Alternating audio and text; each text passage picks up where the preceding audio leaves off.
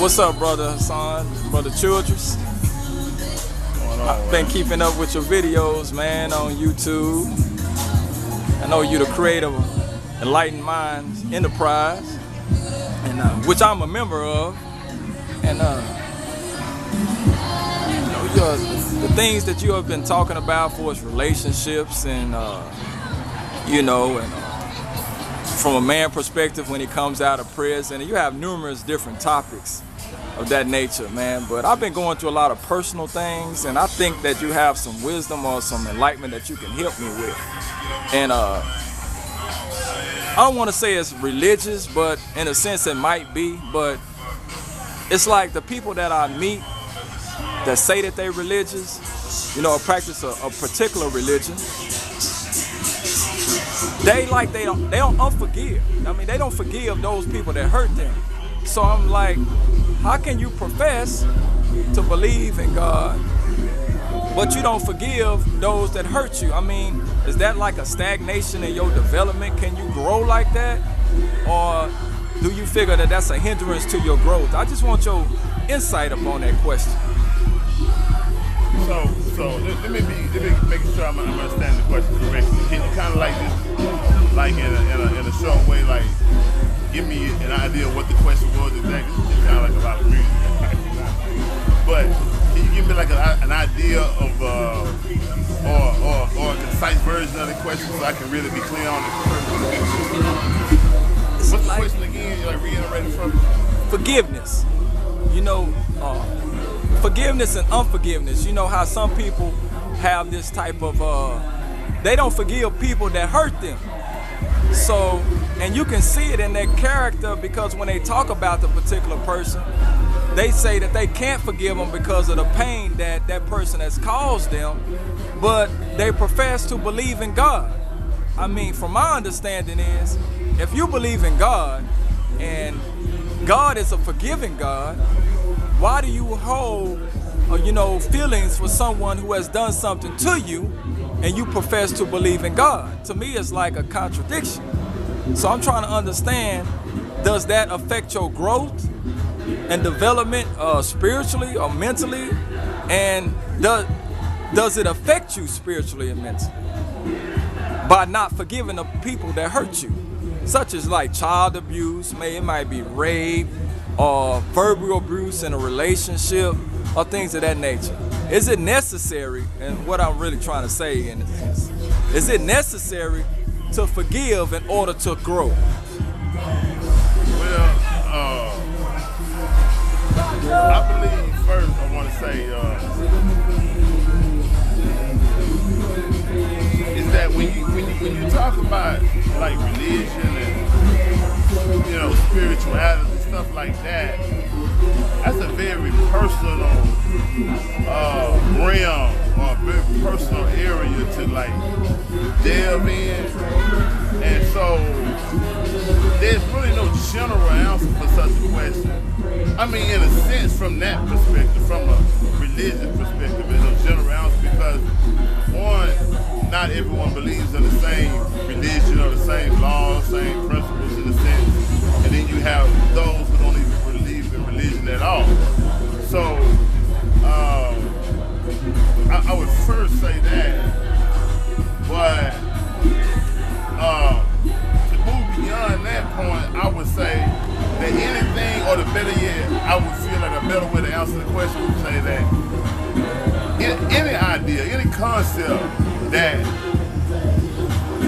restrains you, I believe any concept that keeps you from moving beyond a certain realm, if it keeps you bounded or bonded in some kind of sense, then I feel that it's a counterproductive concept.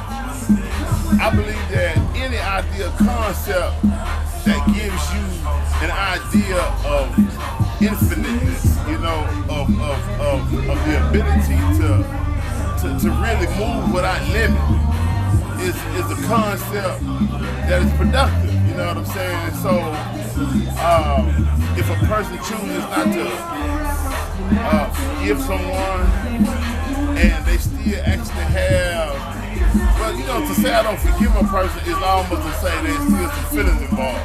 There's still some emotional ties related to the situation. Or there's some mental connection to the situation, which is kind of somewhat natural. But to understand, I believe from my perspective, that every human being is imperfect, and we all have the same potential for error, for making mistakes. You know, and I remember I seen a video one time where the brother said that if you had went through what this other individual went through, or you was raised how this other individual was raised, had you suffered the same chemical imbalance as the other individual may have suffered, and so on and so forth, how can you honestly and wisely say that had you been given the same choices in life that this individual has been given, that you wouldn't have made the same mistakes? So I believe when it comes to viewing someone in their imperfection, in their error, it's one thing to say what you did according to my logic and understanding is illogical. But for me to say you evil and you rotten and you know to give that kind of judgment to a person, I believe that don't know other human being have that right, because that's in a sense saying that I wouldn't have made that mistake. You got some people quick to say, yeah, that individual do this, that, and other, and I know I ain't perfect, but shit, I'm gonna do this and that, you know what I'm saying? I definitely wouldn't have never done this and that, you know. But I don't know, I hope that answers the question. You know, I does think it affects the person's development, but again, too, I can't really address it from a spiritual religious perspective though, because people have to stand on the same source of authority to address it from a particular source of authority.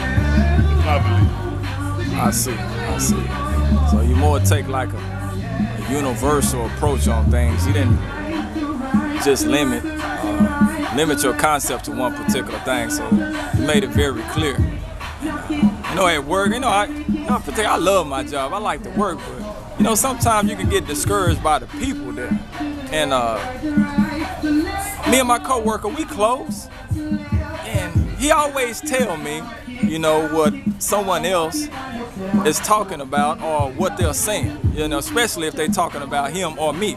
He feels like it's a need to tell me that they're talking about.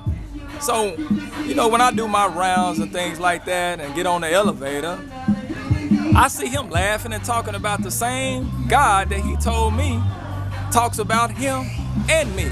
So, as a man, you know, I asked him, why do you talk to people that talks about you and me, and then you tell me about that?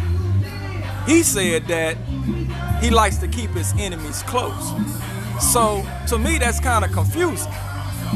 So I'm like, is he living in a lie, or is that the truth? And why do people talk to people that they know it's not no good, but they continue to talk to them anyway and tell you things about, you know, what they said about you? I mean, I don't understand that. It's kind of confusing to me.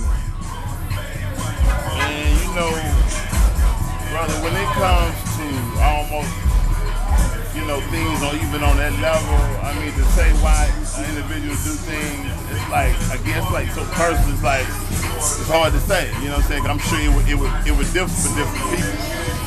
Now, I can give you my perspective, and my perspective would be something probably like, I believe that anything a person do, they have to have get some type of gratification from it, because I was taught that the human being was created naturally by nature to gravitate towards pleasure and away from pain.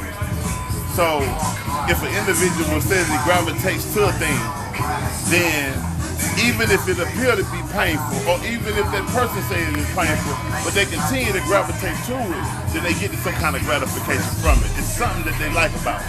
You know what I'm saying? It's something that's satisfying or gives them a peace of mind or gives them some kind of comfort. You know what I'm saying?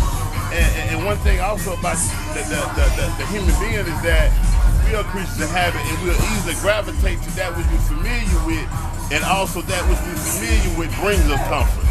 So even when it may appear to me to be a negative situation, that person may exist in mud. That's how they function. They wobble in mud on a daily basis. That's all they've known. That's their culture. So they familiar with that. Right. You know, and so therefore they find comfort in that. You know, on some level or another. Just like people who gravitate to gossip, but don't never want to be talked about.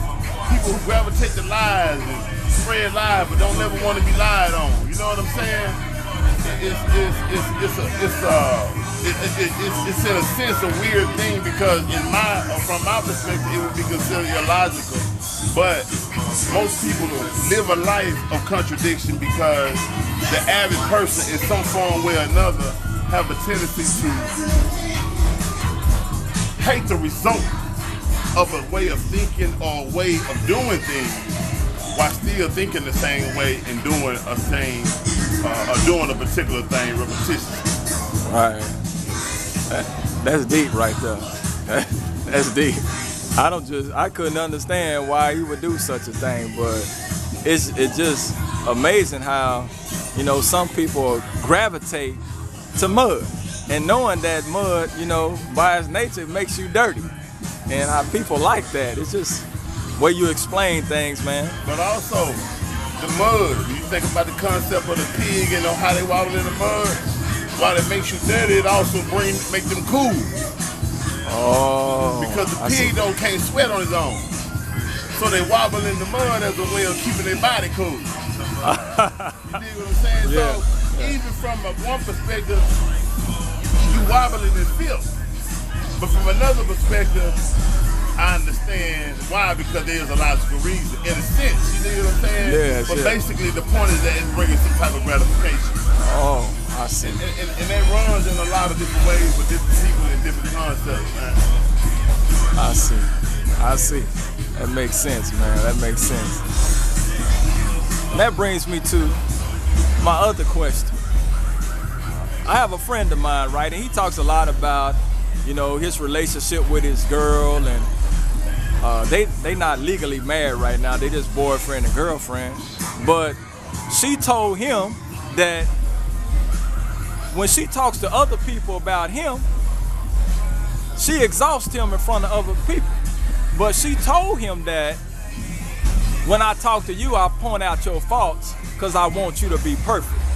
Now, from my understanding, I think you should have a balance between the good and the bad. I don't think you should just focus on what a person don't do right. I think you should always also encourage that person when he does something good.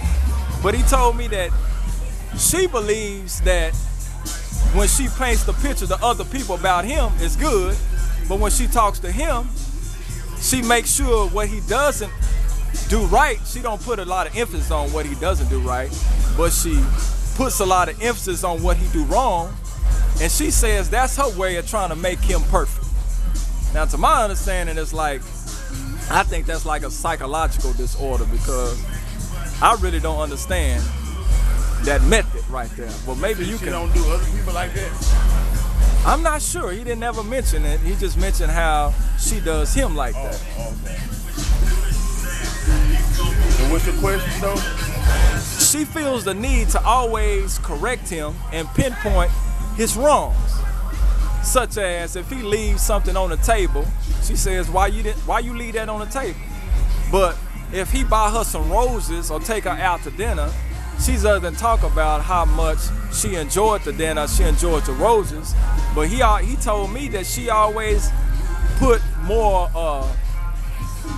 emphasis on what he don't do right. And so this is his conversation, right? Yes. Okay. So he's trying to ask me, why would a person always address the wrong and never just tell you the good things about you? Man, I think that so he said she told him that she does that to make him better? Yes. She believes that if she tells him the wrong thing, that what he don't do right all the time, it will help perfect him, because she wants him to be perfect. Yeah.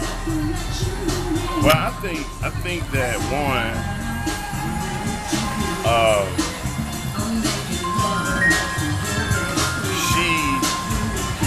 I think she's disconnected in regards to how such a tactic affects her. But this is one perspective. I think that she may be, I say, disconnected how such a method affects her. Now, some people, I'm one. I love for people to tell me the truth. You know what I'm saying? Right. Because more than anything, I love to know exactly how you see me and how what you think. Whether it's true or not, or whether it's factual or not, it's your perspective, right? But again, it allows me to also investigate something to see if it's true in me. Because sometimes through that method, that's the only way you know, for someone on the outside being able to tell us something about us, that's the only way sometimes we can even see it or even recognize certain things about ourselves. You know what I'm saying? But that's for me. But also, I say this here, I've learned from myself to where you do have to uplift people. And there's two ways of dealing with different kind of people. You got one type of person who can love the truth because they're self-motivated for perfection, right? They're already grinding for perfection. They already want to do things right, you know what I'm saying? So they don't mind you correcting them on their ground.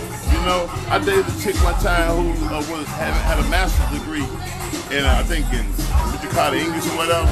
Right. And so, you know, she told me she would try not to do it because she's done relationships like that. But I told her, well, I want to be one. I said, because of how much I value the use of words and to be understood correctly, you know what I'm saying? And being that I didn't create this language and the rules to this language and so on, but yet and still I want to master the language. You dig what I'm saying? Because of my desire, I want to master the language, and because of how much I do value to be properly understood in the power of words, I told her I don't mind you know, correcting me. I don't mind you correcting me if I'm speaking out of grammar. You know what I'm saying? I feel like that's gonna help build me now. But for another kind of person who don't particularly have the same aspiration or the same level of aspiration, a lot of people, the average person in the world, really don't love the truth, man. They want you to lie to them, or they want you to fix it up where they can digest it or devour it or something. They don't want it raw and uncut like they claim. You know what I'm saying? Because to say I want it raw and uncut is to say I love you for telling me the truth, no matter how it made me feel. I don't care if you told it to me when you was upset. You know what I'm talking about? I know you meant what you said, and it took that fire to get it out your ass. You know what I'm saying? Yeah. But, I mean, I'm one who can appreciate that. But you got some people, man, no matter how you fix it up, no matter how you whip it up, no matter how much sugar you put on them, they gonna still frown up when they taste it. They gonna make it like it's the most bitter thing in the world that you could offer them.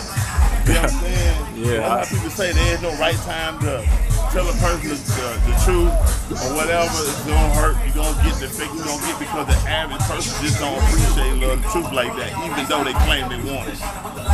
You know what I'm saying? And I believe more people do care about people and don't want to hurt them, which is one reason, and not the whole and ultimate reason, but it's one reason why more people lie to people. One reason why people won't even tell their friends the truth. Like, you know, when some people got on some clothes that don't look right on them, they shouldn't wear that, they don't fit you, that ain't the best look for you. Or someone acting a certain way, someone, you know, whatever the case may be, you know. I believe that that's one of the reasons why, because more people again know that they're gonna get some kind of house or some kind of beef, some kind of whatever from it. Or they may well just lie and don't even say, or don't even bring it up for the sake of peace. So, I mean, you're dealing with two different types of individuals, and her approach to him, I think, is one done without proper necessity. I don't know if the guy really appreciates it or not, but I believe with any tactic that you decide to approach a situation with, whether it's from always critiquing a person, or whether it's from the tactic of always praising a person, I believe that you have to find balance. So right. if you're gonna critique, you definitely gonna have to praise, and if you're gonna give all praise, you definitely gonna have to critique. Because too much praise also will create imbalance. And a person will feel like they're always right. And as soon as someone give them the truth, they'll feel like, ain't nobody never told me that, so I know you tripping. That's because you hang around a lot of individuals who not gonna tell you the truth. You know what I'm saying? I know a lot of people like that, man. I see people all on Facebook, all on people's timeline, they won't even correct, especially me ain't got that bad, bro. Where they be trying to get favor from the chick because she look good, and no matter what she talk about, it's either one or two things. He can't get on her level because of her intellect level, and so he just rides with whatever she puts out there, or it's because he trying to just get in however he can fit in. You know what I'm saying? And so he gonna be, oh yeah, baby, yeah, you right, man, these niggas ain't nothing, whatever she down with, he down with. You know, and a lot of us aren't humble enough to question that. Yeah. You know what I'm saying? We're not humble enough to want those surrounding us to be individuals to tell me the truth, man. To really give me the raw and uncut. I don't want you blowing smoke up my tail. I don't want you building me up. I don't want you saying yes to everything I say. You know? So that's from that angle, you know, that's kind of just how I see it. But in regards to, like, I don't know if you were saying, like, is she wrong or is he wrong? I mean, it's really hard to say. I guess it all depends on how it's affecting him. If he's still dealing with it, you know, only he can put a halt to it, you know. And my only answer in regards to her is I think she should apply balance to it. You know what I'm saying? You can't just give a person nothing but praise and no critiquing, and you can't just give a person nothing but critique but no praise. You know what I'm saying? That creates imbalance. That type of imbalance creates more imbalance. I see. Now, for all the brothers that's incarcerated, do you think if a person is single, should he immediately go into a relationship? So let's say that he was incarcerated for like over 10 years. Do you think that he should pursue a relationship first? And the other question is, what is the first thing that you think a person should do when they're free? So that's two questions? Yeah, that's two questions in one. One question is, should a person when he's incarcerated over 10 years pursue a relationship? And the second question is, what is his main priority when he becomes free? Well, you know, from my experience, from the experience of an individual who done time, and done a lot of time, I used to believe that an individual, you know, that a man definitely needed his mate. He needed the other half. He needed his perfect balance. You know, he needed his peace. And so, you know, meeting a woman could be a good thing for him. It can bring him the type of balance and stability he needs to get him going forward. But I believe for a man who's been gone so long, especially if he didn't come from, especially if his previous life wasn't one where he's done the married life. He's been a husband and a father, you know what I'm saying, for a number of years and lived with a woman and so on, and he knows how to make that work right. If he didn't come from that life, I believe, one, that's not something he can just jump straight into, but he haven't even experienced it before. But the other real main part of that is that I think that when a man come out of this situation, man, he has to reestablish himself as a man first. And to do so, that means his main priority and position in life is to be a provider and maintainer. From my belief system, that he's a provider and maintainer and a protector. And really, you can't do that until you are first fulfilling all your obligations as a man to yourself first. Right. Which it requires a certain level of balance.